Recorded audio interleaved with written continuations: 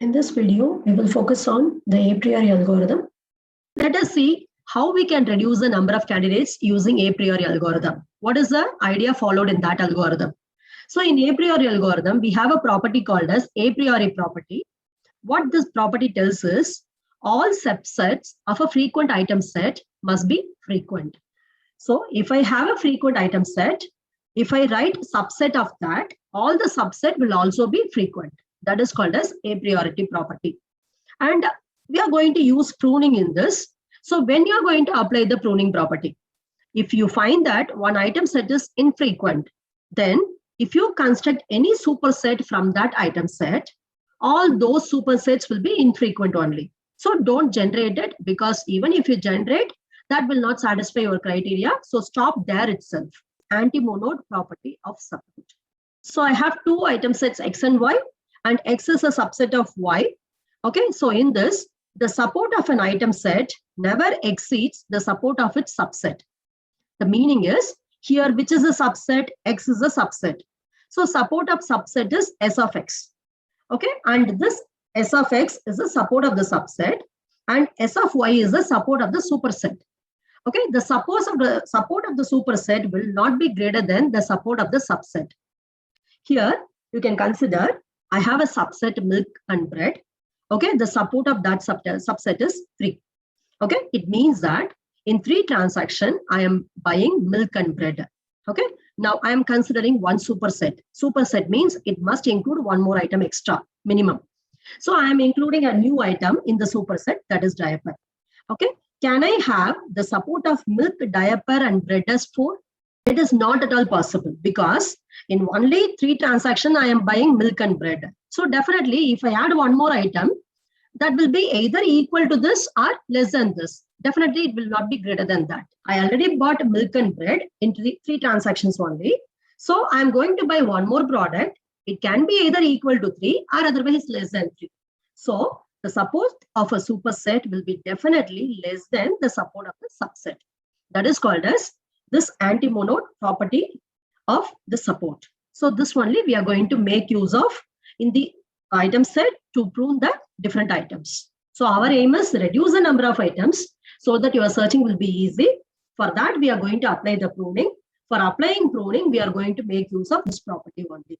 Always, if you prune one subset, you are going to prune all the supersets which you are developing from that particular subset. When you do that, you reduce the number of candidates in your item set. So in this, I have 2 item sets in this level. Every item set will have 2 items. In that, I found that AB is not frequent. It is infrequent item set. That means it is not satisfying the minimum threshold condition I need for the item set. So whenever a particular item set is infrequent, definitely the support of its supersets will be infrequent.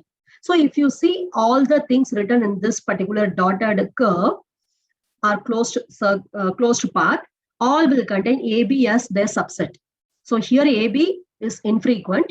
So all the supersets of AB will also be infrequent. So ABC will be infrequent, ABD will be infrequent, ABE will be infrequent.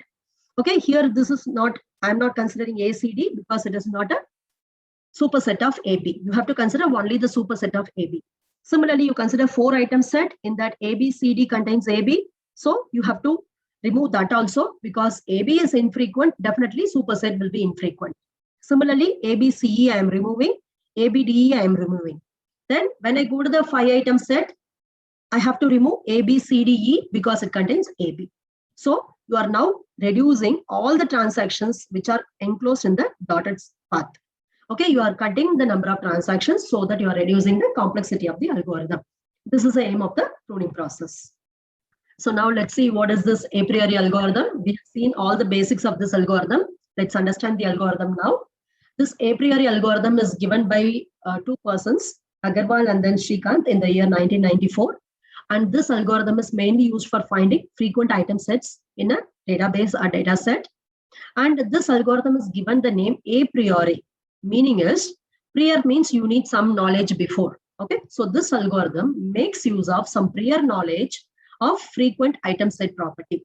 And in this algorithm, we are going to use 2 important operations. One is called as join operation, another is called as prune operation.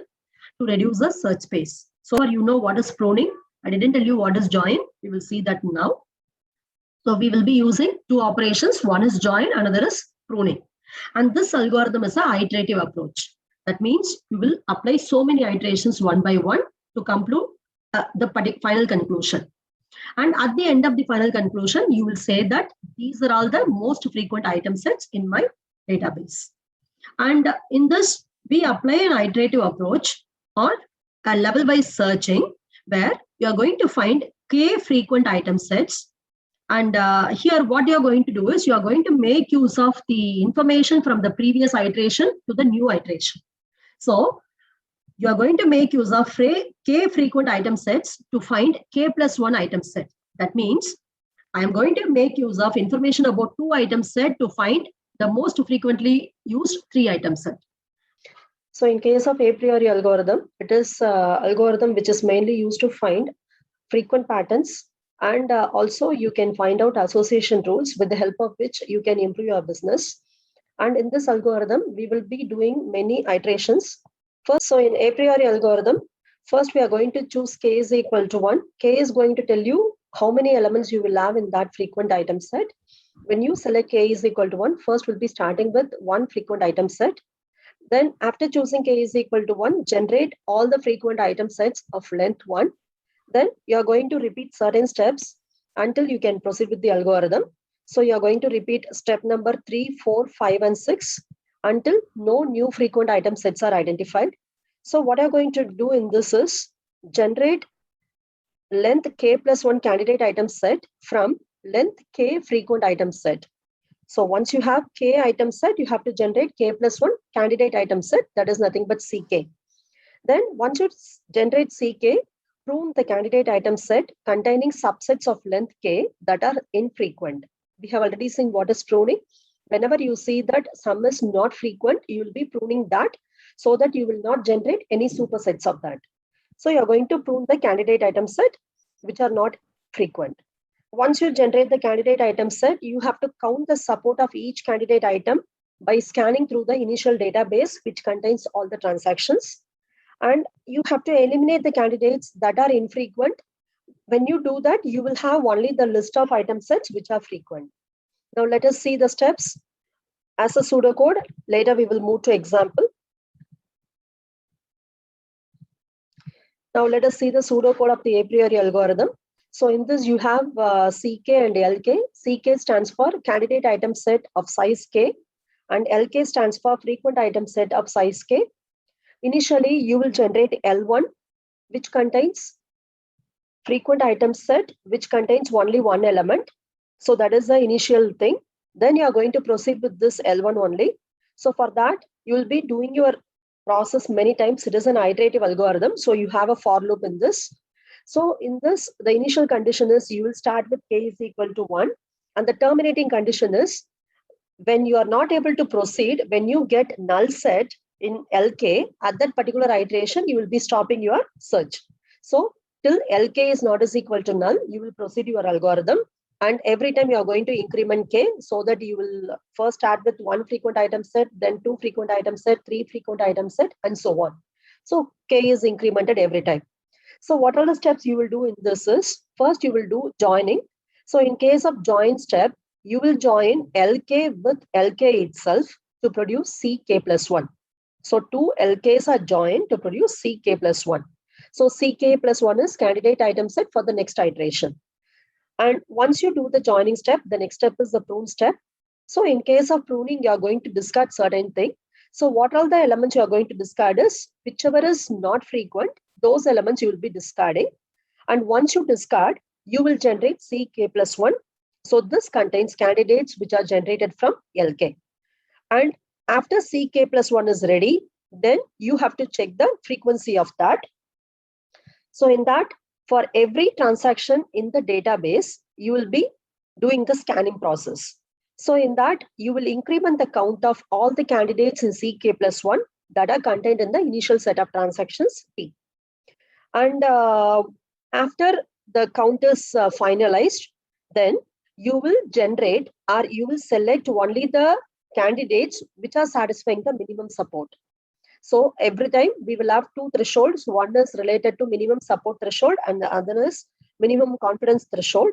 And once you generate CK plus 1, you have to check for the minimum support threshold. So in that, the candidates in CK plus 1 with the minimum support threshold will be selected and they will be put as items in LK plus 1.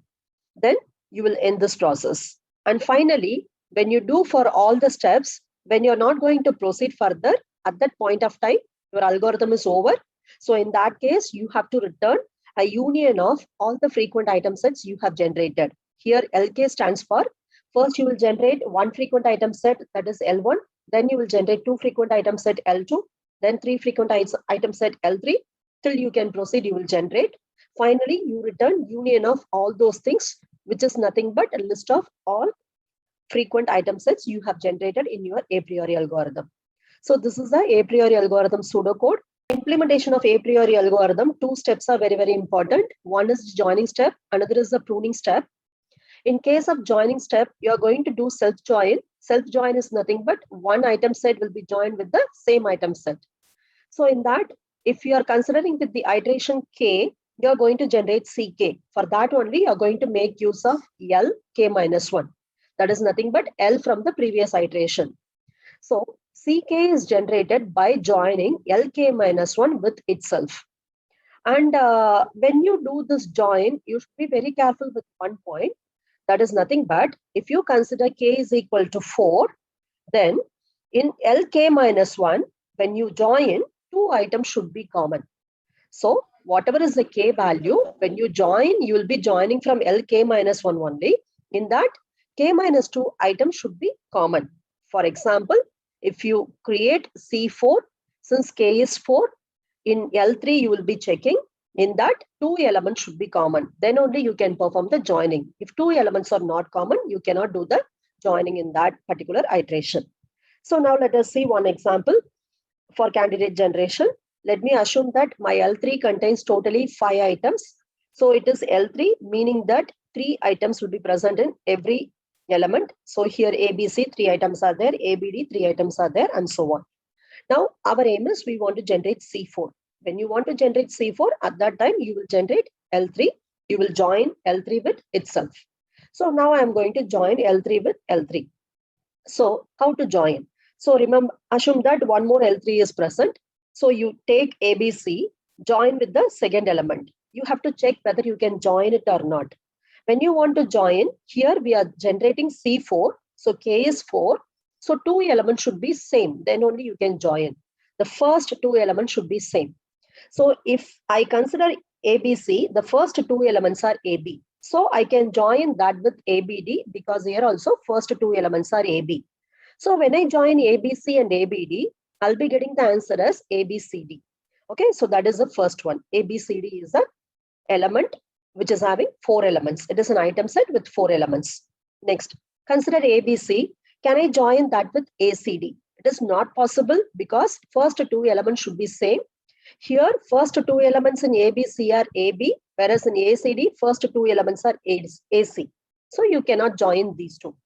Next, check whether you can join ABC with ACE. It is also not possible because first two elements are not same. Then check whether you can join ABC with BCD. It is also not possible. So now you check the ABC with all the elements and you found that ABCD is the 4 item set. Now check with the second element. Take ABD, compare this with all the remaining elements here. No need to compare with ABC because you have already checked it. So take ABD, compare with all the remaining elements which appear after that. So here first two letters are AB. None of these 3 elements have first 2 letters as AB. So you cannot join ABD with any of these elements. So leave it. Next, consider ACD and compare this with remaining 2 elements which appear after that in the set. So here first 2 letters are AC. In this also first 2 letters are AC. So I can now join ACD with ACE. So answer will be ACDE. Okay, and remember guys, when you are writing this answer, you have to write only in the lexicographic order. That is in the alphabetical order. So I have to write the answer as ACDE. So I am writing ACDE as one of the item in the 4 item set. Then Check whether you can join ACD with BCD. It is not possible because first two letters are not same. So now ACD is over. Take the next element, it is ACE. You have to check whether you can join that with BCD. It is not possible because first two letters are not same. So now when I join L3 with L3, I am creating C4, which contains now only two elements. Actually, these are the candidates. Okay, now I have created ABCD as one of the candidate, another as ACDE. Now I have to check whether these two elements can be part of C4 or not. We have finished only the joining step. Now you have to check whether these three can be part of the C4 or not. For that, the criteria is, we have seen the a priori property. The property is, when you want to put one element in C4, you have to check whether all the subsets of that are frequent. That is, here I am going to put this element, these two elements, I am going to decide whether I can place them in C4 or not. So now what I have to check is, I have to check all the three item subsets of these things. Then I have to check whether they are part of L3. Then only I can place these elements in C4. Now let us consider ABCD. I have to generate all the three item sets which are subsets of this. Then I have to check whether they are part of L3.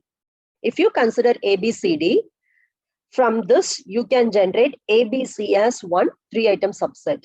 It is there in L3. So it is fine.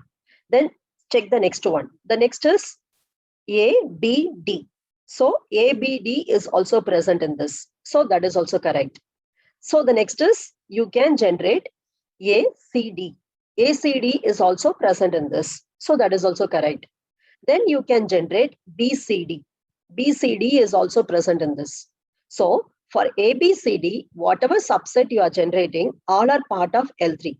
So that means this can be part of the candidate C4. So you put it in C4. Now let us consider whether we can write ACDE in C4 or not. So generate all the possible three item subsets of this and check whether they are part of L3. So first subset of this is ACD. ACD is here. It is fine. Then check whether ADE is present. So if you consider this, ADE is not present. So even if one of the three item subset is not present in L3, that will not be part of C4. So no need to check further. You can simply remove this from C4. Now, out of two candidates, ABCD and ACDE, I found that only ABCD can appear in C4. So I am going to prune ACDE. Pruning means removing that. So here afterwards, you will not consider ACDE for any other consideration. So our final C4 contains ABCD. So this is how you'll be proceeding with the joining step and then pruning step.